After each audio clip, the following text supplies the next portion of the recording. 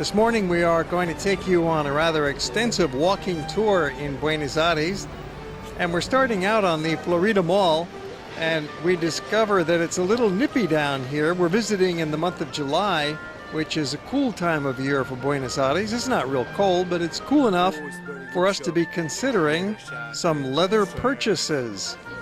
And certainly this city is a place to buy leather. At the end of the Florida Mall, you come across a beautiful park in the heart of town called the Plaza San Martin.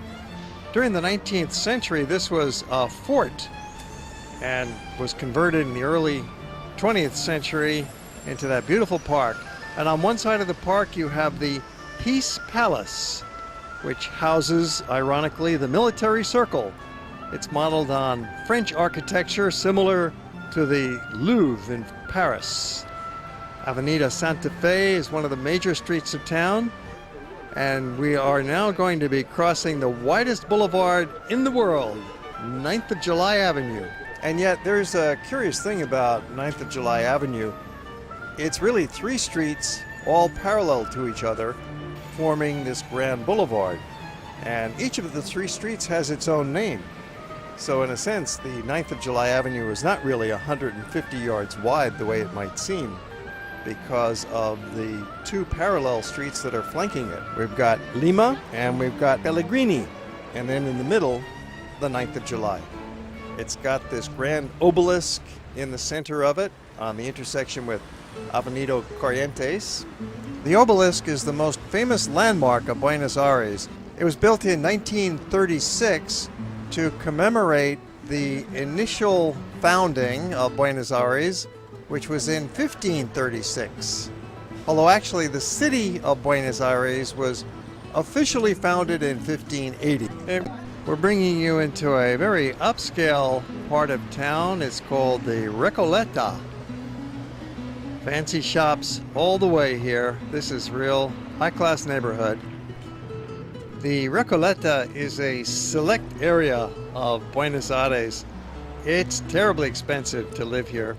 The Recoleta is the most sophisticated neighborhood in Buenos Aires.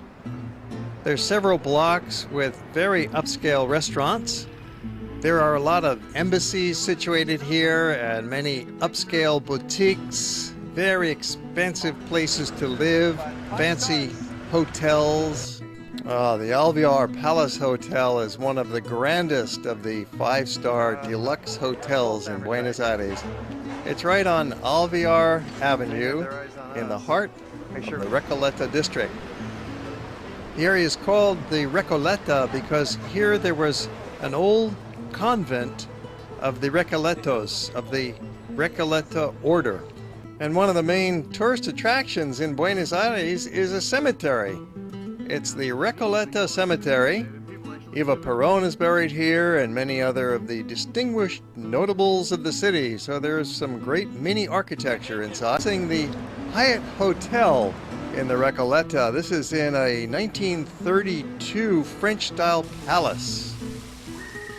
We're taking you along a beautiful street called Callao.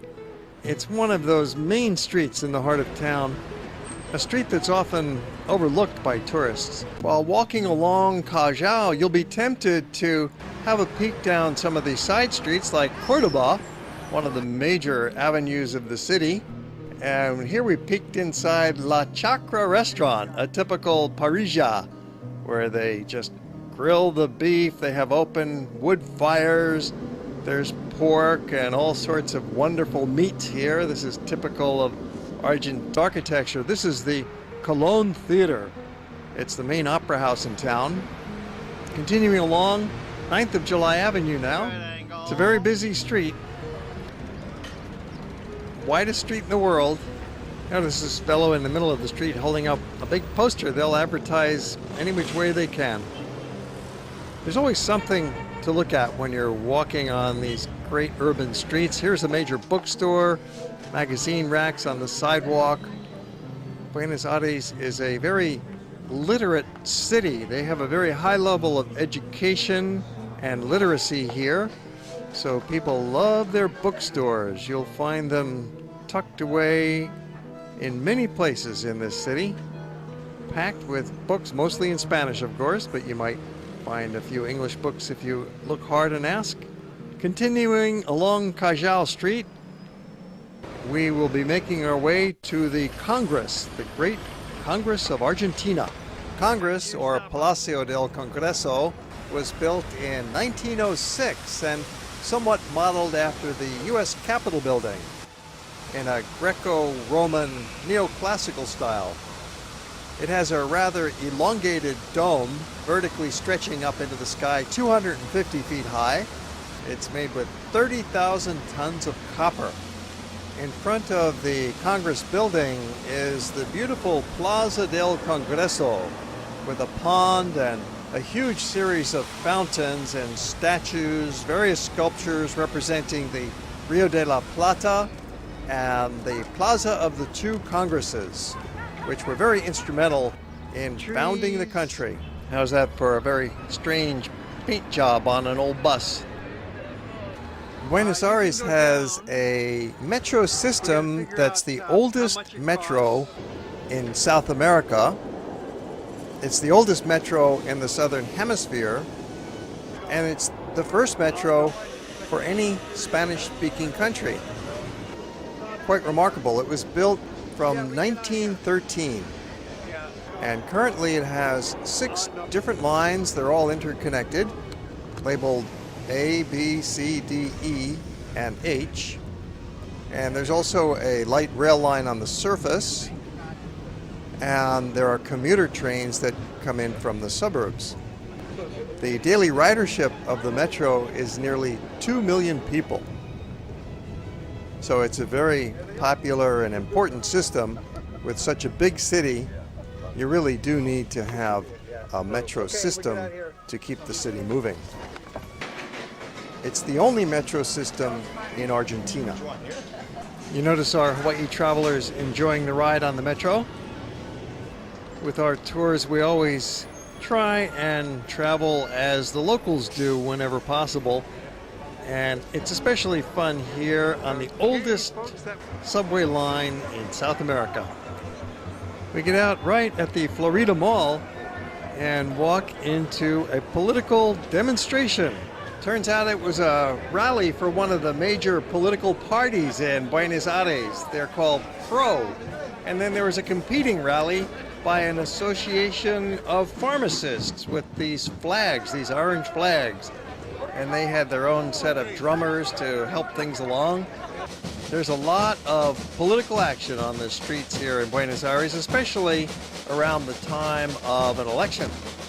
Well, that PRO party actually controls the city legislature, their city council. The official name is the Republican Proposal, and they're a conservative party. They're on the center right.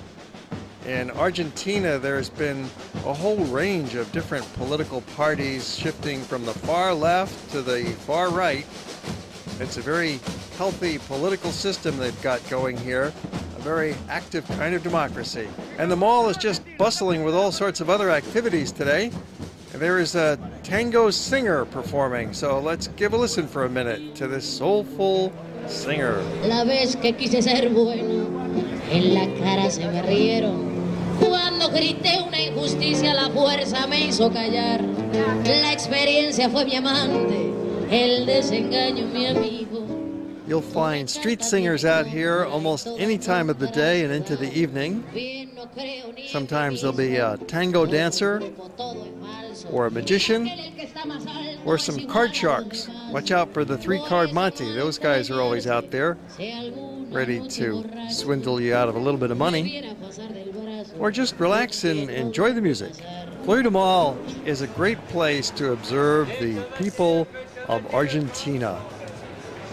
It is the most concentrated mass of local folk in the entire country.